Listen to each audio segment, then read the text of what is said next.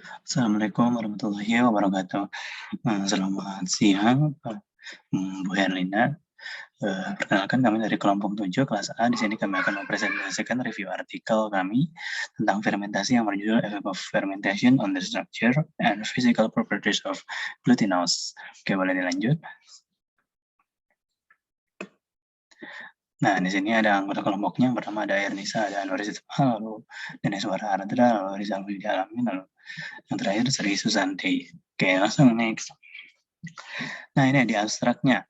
Jadi pada jurnal ini kita mengambil kesimpulan dari abstraknya itu menjadi 2 poin. Yang pertama, penelitian ini meneliti pengaruh fermentasi spontan dan Lactobacillus plantarum atau LP terhadap struktur pati ketan prosomilet dalam hal ini GPM dan sifat fisiknya.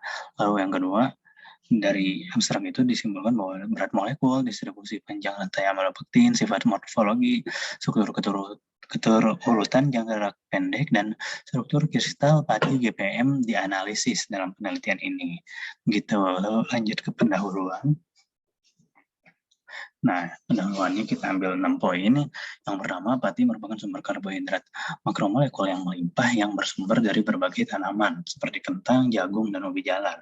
Kandungan amino asid dan amilopektin serta struktur kristal mempengaruhi sifat fisiko-kimia dari pati itu sendiri. Nah, kemudian prosomilet, dalam hal ini Panicum miliaceum, merupakan salah satu tanaman tertua yang tumbuh di banyak negara dan digunakan oleh manusia selain gandum dan jelai dalam 2000 tahun terakhir setelah diterapkan pada produk makanan. Prosomilet kaya akan protein, mineral, vitamin, protein, sakarida, dan lipid. Lalu prosomilet dibagi menjadi prosomilet GPM dan milet proso non ketan. Nah, namun pati dalam hal ini termasuk juga pati GPM sering menunjukkan beberapa sifat yang buruk seperti ketahanan panas yang rendah dan kecenderungan retrogradasi yang tinggi dan sebagainya. Nah, di jurnal ini studi yang diambil menunjukkan bahwa fermentasi adalah alat praktis untuk memodifikasi pati dengan sifat produk tersebut. Nah, lanjut ke slide selanjutnya nih. Namun keragaman struktur dan komposisi komunitas mikroba menyebabkan ketidakpastian perubahan sifat pati pada proses fermentasi spontan ini. Oleh karena itu, penelitian lain di jurnal ini yang diambil dari Madoraba dan kawan-kawan pada tahun 2011 melaporkan bahwa fermentasi oleh bakteri asam laktat yang diisolasi dari makanan tradisional dapat diterapkan untuk memperbaiki cacat fermentasi spontan seperti sifat pati yang relatif stabil dan waktu fermentasi yang lama. Banyak penelitian yang berfokus pada sifat antara pati asli dan pati yang difermentasi, namun masih sedikit nih literatur tentang efek mode fermentasi yang berbeda pada sifat pati. Bahkan nih pati GPM telah dilaporkan dan mekanisme tindakan yang hasilnya masih tidak jelas gitu. Lanjut. Nah, maka dari itu penelitian ini dilakukan untuk menjelaskan perubahan pati melalui fermentasi untuk pengaturan kualitas makanan GPM yang difermentasi dan pengembangan produk pati GPM yang dimodifikasi. Begitu. Lanjut ke metode. Baik, selanjutnya di sini ada metode dan bahan. Nah, yang pertama yaitu mempersiapkan bahan. Bahan yang digunakan adalah pati GPM, yaitu Glutinous prosomilet, dan bakteri Lactobacillus plantarum. Bakteri yang digunakan ini harus diaktifkan terlebih dahulu dan diinkubasi pada suhu 30 derajat Celcius sebelum inokulasi untuk fermentasi. Nah, tahap selanjutnya adalah persiapan sampel pati GPM, meliputi beberapa proses yaitu non-fermentasi, kemudian fermentasi spontan, dan fermentasi Lactobacillus plantarum. Setelah itu dilanjutkan dengan analisis amilosa. Analisis ini ditentukan menggunakan amylose test kit dan dilanjutkan dengan analisis molekul dan struktur. Analisis molekul dan struktur ini meliputi beberapa analisis lain, yaitu ada analisis berat molekul. Analisis berat molekul ini menggunakan kromatografi permeasi gel dan digabungkan dengan detektor hamburan sinar laser multisudut dan detektor indeks bias. Yang kedua, analisis distribusi panjang rantai amilopektin. Distribusi ini menggunakan kromatografi penukar ion kinerja tinggi yang digabungkan dengan sistem kromatografi ion. Yang ketiga, analisis FTIR menggunakan spektrofotometer infrared. Yang keempat, analisis difraksi sinar X. Analisis ini ditentukan oleh difraktometer sinar X polikristalin XD3. Dan yang terakhir yaitu analisis sifat morfologi menggunakan fotomikroskop biologis. Yang selanjutnya analisis sifat fisik. Analisis sifat fisik ini meliputi penentuan daya pembengkakan air dan kelarutan, kemudian analisis sifat termal, yang ketiga analisis sifat penempelan, dan penentuan struktur gel. Dan yang terakhir ada analisis statistik. Analisis statistik ini menggunakan analisis Varias atau ANOVA dan uji Duncan. Analisis komponen utama dan analisis klaster kandungan amilosa, kemudian vaksin amilopektin, sifat fisik, sifat kristal, sifat menempel, sifat termal, dan sifat gel sampel pati diterapkan untuk memvisualisasikan perbedaan dan persamaan dengan perangkat lunak. Boleh dilanjut. Selanjutnya ada hasil dan diskusi. Mungkin untuk yang pertama, pengujiannya dilakukan untuk melihat amylose content of GMP starch, di mana berdasarkan hasil pengujian pada waktu 12 jam didapatkan bahwa kandungan amilosa dari pati GMP dengan fermentasi spontan dan fermentasi menggunakan LP lebih tinggi dibandingkan yang non-fermentasi. Selanjutnya, pada waktu 24 jam atau setelah 12 jam, fermentasi spontan mengalami peningkatan kandungan amilosa. Sedangkan fermentasi menggunakan LP mengalami penurunan kandungan amilosa yang terus menurun hingga waktu ke 96 jam.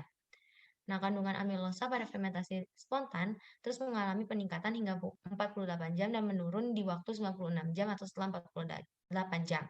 Menurut penelitian, peningkatan kandungan amilosa pada pati GMP disebabkan karena produksi dari suatu enzim yaitu beta-amilase atau asam organik dari fermentasi mikroba yang menyebabkan putusnya sebagian rantai samping amilopektin yang pendek. Lalu amilopektin mengalami the branch dan produksi amilosa molekul kecil dapat menyebabkan peningkatan total kandungan amilosa pada fase awal fermentasi. Sedangkan penurunan kandungan amilase pada pati GMP disebabkan karena adanya enzimatik dari alfa amilase dan hidrolisis asam bekerja pada daerah amorf granulopati yang relatif kaya amilosa, sehingga menyebabkan amilosa terdegradasi menjadi molekul terlarut seperti dektrin dan monosakarida dan keluar dari granulopati. Nah, adanya peningkatan dan penurunan kandungan amilosa pada pati GMP antara fermentasi spontan dan fermentasi menggunakan LP disebabkan karena pada fermentasi spontan, mikroorganisme termasuk bakteri, ragi, kapang ditemukan pada tingkat yang rendah, sehingga puncak kandungan amilosa LP di fermentasi dengan setidaknya 108 CFU per mili muncul lebih awal daripada fermentasi spontan. Boleh dilanjut. Nah, selanjutnya ada pengujian lain yang dilakukan yaitu effect of spontaneous and LP fermentation on amylopectin change length distribution. Nah, untuk fraksi panjang rantai amylopectin pati itu dibagi menjadi 4 bagian. Ada rantai A di mana distribusi panjangnya itu 6-12 rantai, ada B1 dengan distribusi panjang 13-24, rantai B2 dengan distribusi panjang 25-36, dan rantai B3 dengan distribusi panjang di atas 36. Nah, pada tabel tersebut menunjukkan pati GMP non-fermentasi itu memiliki proporsi rantai amilopektin A, B1, B2, dan B3 itu sebesar 25,82%, 53,44%, 11,30%, dan 9,43%. Hasil pengujian tersebut sesuai dengan penelitian yang menyatakan bahwa proporsi relatif dari rantai B2 dan rantai B3 itu keduanya menurun, sementara rantai B1 dan rantai A itu meningkat. Selanjutnya, untuk jumlah rantai cabang total dan panjang rantai rata-rata itu menurun. Hasil ini menunjukkan bahwa rantai panjang amilopektin dipecah menjadi rantai pendek amilopektin dan amilosa. Untuk rantai B2 dan B3 dari amilopektin itu berada di daerah amorf, kemudian dihidrolisis oleh asam laktat yang dihasilkan oleh fermentasi LP dan beta amilase. Asam organik oleh mikroorganisme selama fermentasi spontan mengakibatkan rantai panjang amilopektin terdegradasi dan proporsi rantai pendek A dan B1 meningkat. Hasil penelitian juga menunjukkan perubahan distribusi panjang rantai amilopektin pati GMP dengan fermentasi spontan itu lebih signifikan dibandingkan dengan fermentasi LP. Efek ini mungkin terjadi karena beta amilase itu lebih efektif daripada hidrolisis asam. Semua hasil di atas mengabarkan bahwa fermentasi sebagian dapat memecahkan amilopektin menjadi rantai pendek dan amilosa, sehingga memungkinkan mempengaruhi struktur dan sifat pemrosesan pati GMP. Boleh dilanjut. Selanjutnya ada juga pengujian dengan FTIR Analysis and Short Range Ordered Structure of GMP Starch, di mana FTIR ini digunakan untuk menganalisis transformasi spektral dan ordomolekular jarak pendek pati GMP di wilayah 400 sampai 4000 cm. Untuk puncak penyerapan molekul pati yang khas itu muncul pada 3400, 1700, 1370, 1014 sampai 1200, 861 sampai 764 dan 576 cm. Nah, hasil penelitian menunjukkan bahwa posisi dan puncak serapan molekul pati sebelum dan sesudah fermentasi hampir sama dan tidak muncul puncak serapan baru pada gambar yang menunjukkan bahwa fermentasi tidak mempengaruhi gugus fungsi pati GMP. Namun, intensitas puncak serapan pati menunjukkan kecenderungan dengan pertambahan waktu fermentasi yang berbeda. Hal tersebut disebabkan karena rusaknya area amorf granula pati oleh fermentasi. Nah, dibandingkan dengan pati GMP non-fermentasi, satu puncak penyerapan molekul pati yang difermentasi itu meningkat secara signifikan. Untuk rasio intensitas puncak pati GMP non-fermentasi itu 0,767 dan rasio fermentasi spontan dari 12 jam sampai 96 jam itu dapat dilihat mungkin di PowerPoint yang telah ditampilkan, dan rasio fermentasi LP dari 12 jam sampai 96 jam juga mungkin dapat dilihat dari PowerPoint yang telah ditampilkan.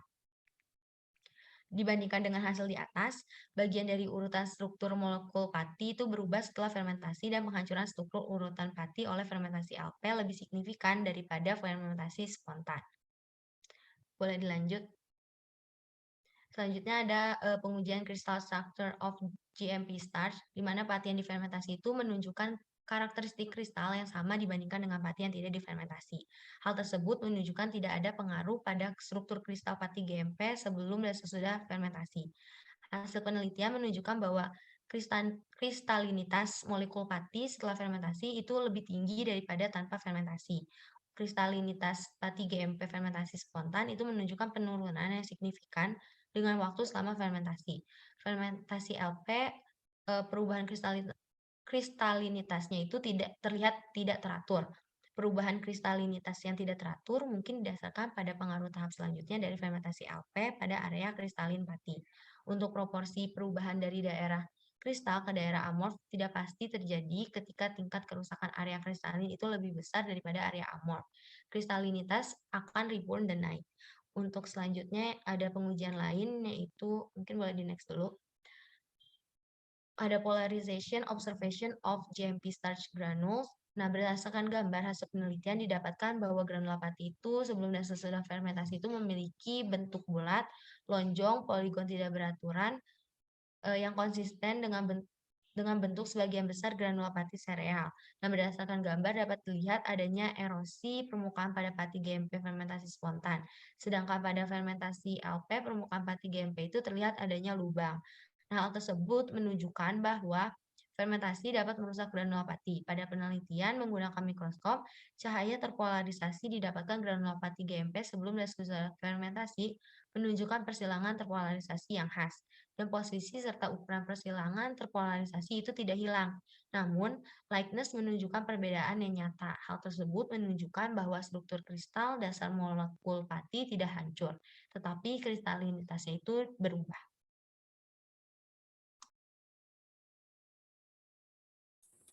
Selanjutnya adalah efek terhadap distribusi berat molekul.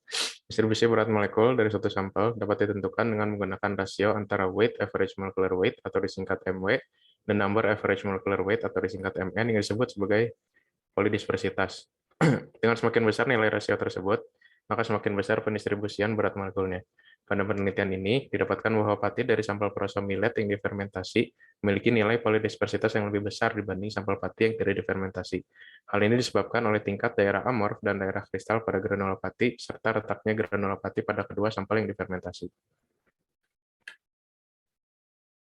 Selanjutnya adalah pengaruh fermentasi terhadap sifat fisik pati. Yang pertama adalah water swelling capacity dan kelarutan. Ditemukan bahwa swelling power dan kelarutan dari sampel pati yang difermentasi lebih kecil dibanding pati yang tidak difermentasi. Hal ini disebabkan oleh penguraian molekul pati menjadi molekul-molekul yang lebih kecil secara terus-menerus oleh enzim dan asam-asam yang dihasilkan selama proses fermentasi berlangsung. Selain penguraian pati yang terjadi, hal ini juga disebabkan oleh aktivitas metabolisme mikroorganisme. Lalu selanjutnya adalah pasting properties, seperti peak viscosity, breakdown viscosity, dan setback viscosity. yang didapatkan bahwa pati yang difermentasi memiliki nilai-nilai viskositas, kecuali viskositas setback yang lebih rendah jika dibanding dengan pati yang tidak difermentasi. Nilai viskositas setback yang lebih tinggi akan membuat pati memiliki tekstur yang lebih empuk dan lebih seragam. Akan tetapi, nilai SB yang tinggi juga menyebabkan pati memiliki umur simpan yang lebih pendek. Lalu yang ketiga adalah sifat-sifat termal. Didapatkan tidak ada perbedaan yang signifikan pada suhu awal dan suhu puncak gelatinisasi antara pati fermentasi dan non-fermentasi. Akan tetapi, terdapat perbedaan pada suhu akhir gelatinisasi, kisaran suhu transisi, dan entalpi gelatinisasi, dengan masing-masing komponen didapatkan lebih tinggi pada pati yang difermentasi secara spontan dan menggunakan Lactobacillus plantarum. Hal ini disebabkan oleh kerusakan area amorf oleh hidrolisis mikroorganisme dan produksi asam-asam selama proses fermentasi. Lalu selanjutnya adalah prinsipal komponen analisis dan cluster analisis. Pada penelitian ini, prinsipal komponen analisis atau disingkat PCA dan CA digunakan untuk menvisualisasi perubahan pada kandungan amilosa, fraksi-fraksi amilopektin, dan sifat-sifat seperti sifat termal, fisik, dan sifat gel dengan membaginya menjadi beberapa kelompok melalui PCA. Kelompok tersebut yaitu yang pertama kelompok UNF atau unfermented starch, yang kedua pati yang difermentasi secara spontan atau disingkat SF selama 48 jam, dan pati yang difermentasi dengan menggunakan Lactobacillus plantarum atau disingkat LP selama 24 jam. Lalu yang kelompok 3 yaitu pati yang difermentasi dengan SF selama 12, 24, dan 96 jam, dan juga pati yang difermentasi dengan menggunakan LP selama 12, 48, dan 96 jam. Kelompok-kelompok tersebut kemudian melalui cluster analisis untuk menentukan jarak hubungan antar kelompok-kelompok data yang akan menentukan seberapa dekatnya data yang didapatkan dari masing-masing kelompok. Hasil analisis cluster menunjukkan kelompok UNF atau unfermented starch dipisahkan dari kedua kelompok sampel pati yang difermentasi dengan jarak yang cukup jauh. Kelompok kedua yaitu SF 48 jam dan LP 24 jam dipisahkan dari kelompok 3 dengan jarak yang cukup dekat. Sedangkan pada kelompok 3 LPF 12, 48, SF 12, SF 24 dipisahkan dari SF 96 dan LPF 96 jam pada jarak 270. Dari hasil yang didapatkan, maka disimpulkan bahwa kandungan amilosa, fraksi-fraksi amilopektin, dan sifat-sifat yang dimiliki pati dipengaruhi oleh metode dan namanya fermentasi yang dilakukan. Data LPF 12 dan SF 24 jam yang berdekatan juga memberi kesan bahwa fermentasi LP lebih efektif dibanding fermentasi secara spontan dalam merubah dan meningkatkan karakteristik pati. Boleh dilanjut? Oke, dari penjelasan tadi didapat 3 kesimpulan yang kelompok kami simpulkan. Yang pertama, dibandingkan dengan pati prosomilet ketan yang tidak difermentasi, kandungan amilosa dari pati GPM fermentasi spontan dan LP atau Lactobacillus plantarum keduanya meningkat, kemudian menurun, dan fermentasi LP lebih awal daripada fermentasi spontan. Perubahan distribusi panjang rantai amilopektin dan penurunan berat molekul rata-rata pati yang signifikan terjadi selama fermentasi dilangsungkan. Nah, yang kedua, penurunan sifat base dan sifat dermal yang bersamaan dengan peningkatan kemampuan pembentukan gel pati GPM ditunjukkan setelah fermentasi dibandingkan dengan non-fermentasi. Dan fermentasi dari Lactobacillus plantarum ini menunjukkan bahwa perubahan sifat ini lebih cepat daripada fermentasi spontan. Nah, dari situ dapat disimpulkan bahwa fermentasi dapat meningkatkan sifat pati GPM, terutama daya pengembangan air, sifat menempel, dan kemampuan membentuk gelnya. Fermentasi ini tidak hanya menguntungkan produk GPM yang telah difermentasi, tetapi juga sebagai metode modifikasi untuk penggunaan pati GPM yang lebih baik. Dengan begitu, fermentasi LP dirasa lebih efektif daripada fermentasi spontan. Begitu, Bu dan teman-teman. Oke, lanjut. Oke, mungkin segitu aja presentasi dari kelompok kami. Kurang lebihnya kami minta maaf. Wassalamualaikum warahmatullahi wabarakatuh.